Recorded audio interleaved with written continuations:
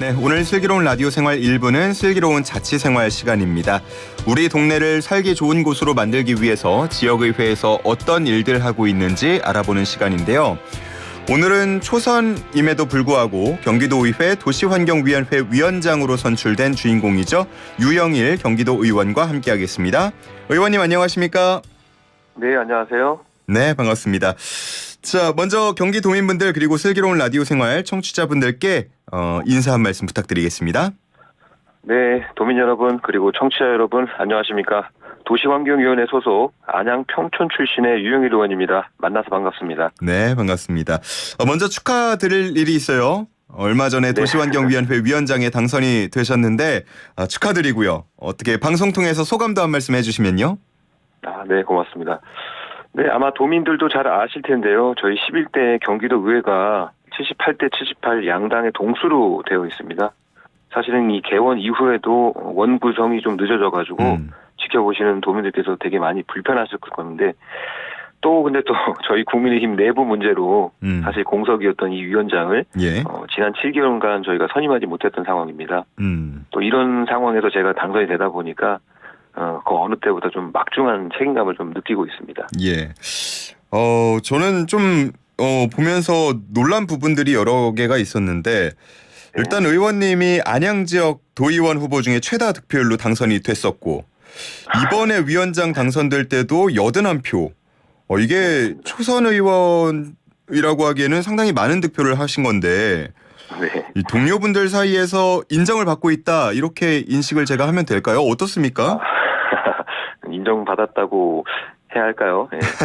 말씀하신 대로 저희가 총 투표수가 150투표였는데요. 저희가 81표로 사실은 과반수 이상이 됐죠.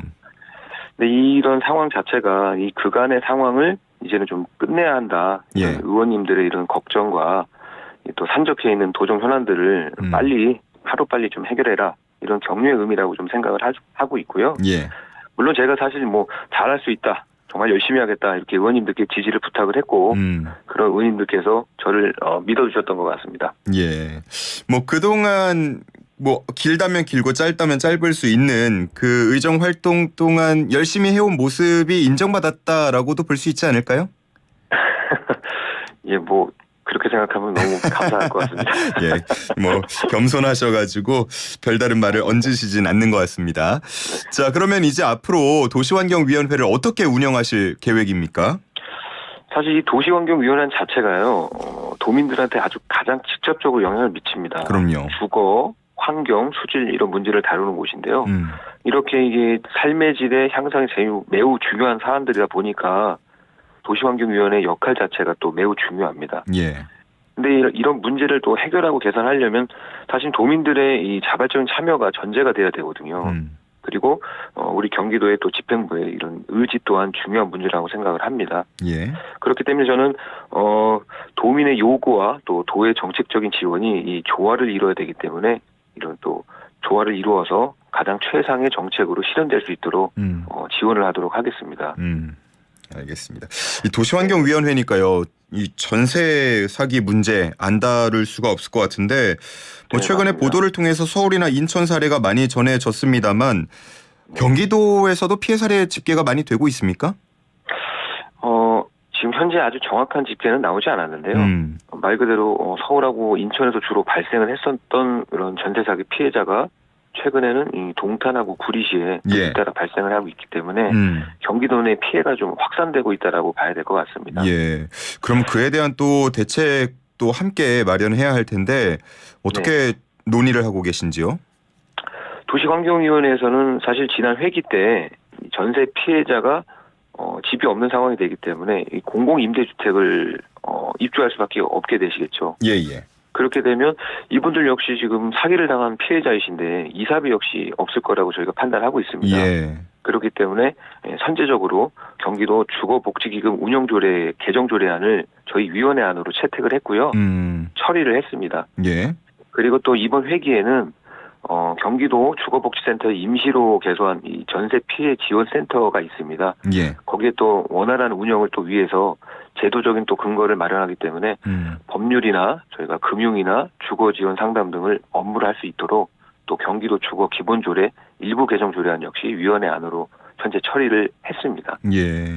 네. 일단은 당장 그 살고 있는 곳에서 쫓겨나는 그런 위기에 처한 분들을 위해서 대책들이 그렇죠. 마련이 된 것 같은데 지금 피해자분들께서는 조금 더 적극적인 그리고 좀 실질적인 그런 대안들을 많이 요구를 하고 있잖아요. 그렇죠. 그런 부분에 대해서 논의가 더 확장될 수도 있는 건가요?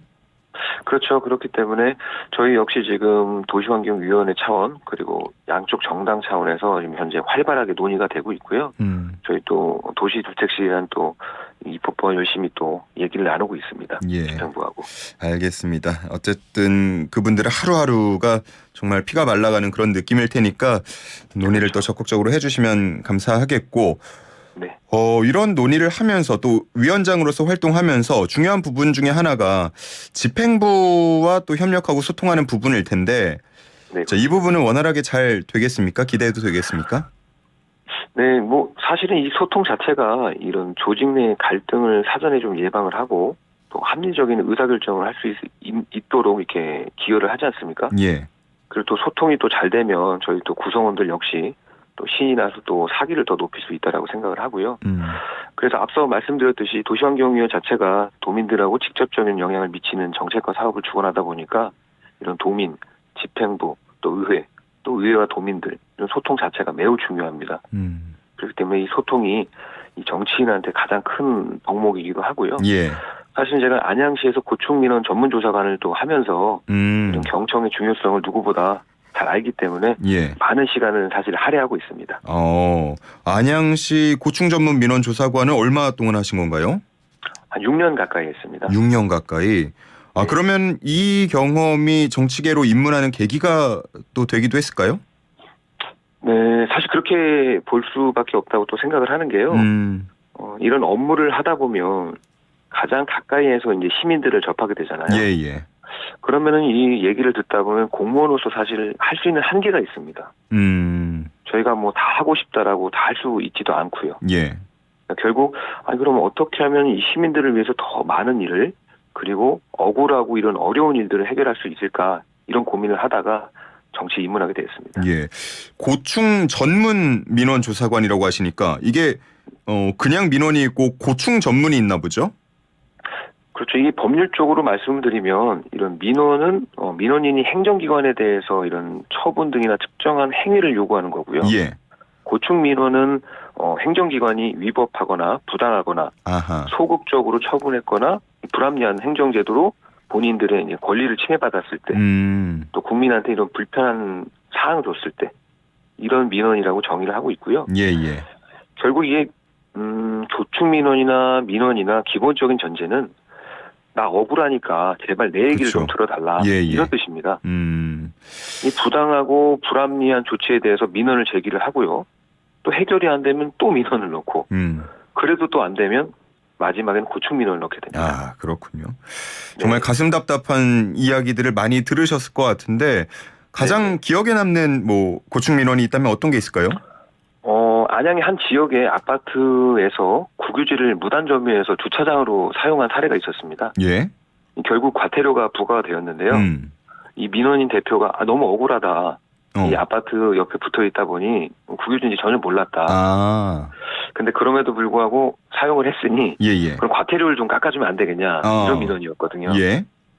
그럼 제 입장에서는 당연히 민원인 편에 들어서이고요. 몰랐다면 일단 너무 억울하다라는 이제 상황에서 시작을 하게 됐습니다. 그렇게 조사를 하고 관련 판례도 찾고 하다 보니 제가 이제 결론을 냈던 게 국유지 사용자가 그 아파트의 특정이라고 단정 지을 수가 없다. 그리고 그 아파트 거주자 역시 차량이 있는 사람도 없는 사람도 있을 것이다. 그렇죠. 예, 또한 그 지역에 거주하는 다른 사람도 분명히 주차를 했을 수도 있다. 네, 이런 판단의 의견을 부서에 전달을 했고요. 예. 결국 과태료가 취소가 됐습니다. 낮춘 게 아니고 아예 없어졌나요? 네. 그래서 생각지도 못하게 돼서 너무 감사하다는 또 이런 말씀을 전해들었을 때가 있었습니다. 그랬군요.